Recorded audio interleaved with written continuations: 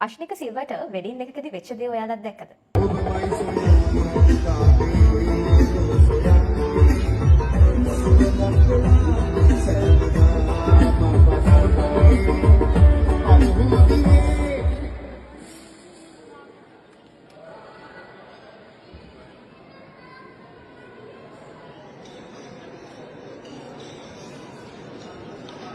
මේ වෙඩින් එකට අශ්නික සිල්වා යනවා සින්දුවක් කියන්න. එයා සින්දුව කී ඉද්දී මගින් මියුසික් එකත් නවත්තලා මයික් එකත් අරගෙන යාට යන්න කියලා කියනවා. හැමෝම දන්නවනේ අශ්නික සිල්වා මේ වගේ වෙඩින්ස් වලට යම්කිසි මුදලක් අරගෙන සින්දු කියන්න යනවා. හැබැයි මේ වෙඩින් එකේදී කරපු දේ හරියම කැත වැඩක්. පෞද්ගලිකව අපි හැමෝටම එක එක මත තියෙන්න පුළුවන්.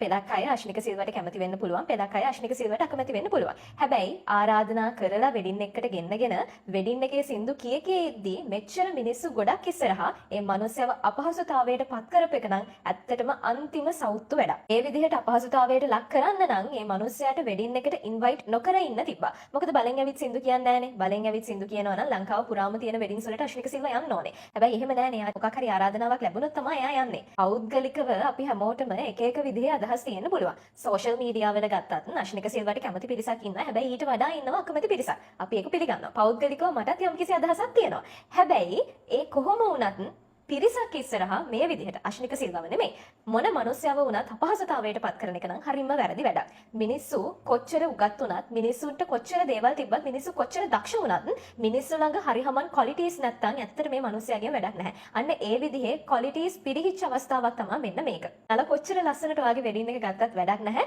ඔයාගේ වෙඩින් එක ගැන හැමෝම දැන් කතා වෙන්නේ ඔයාගේ වෙඩින් එකට ඔයා DJ කරන්න දීපු මේ මනුස්සයා මෙන්න මේ පුද්ගලයාට කරපු අන්තිම පහත් වැඩේ ගැන. ওই මනුස්සයාව වුණත් මේ විදිහට සමාජයක් ඉස්සරහා පිරිසක් ඉස්සරහා අපහසුතාවයට පත් කරන්න එපා. හැම මිනිස්සෙක්ටම තියෙන ආත්ම ගරුත්වයක්. අපි අර හැමදාමත් කියනවා වගේ ලංකාවේ මිනිස්සුන්ගේ ඇටිටියුඩ්ස් ඇදෙන කල් කවදාවත් මේ රට හදන්න බෑ. අපේ සමාජය හරියට පිරිහිච්ච සමාජයක් තියෙන්නේ.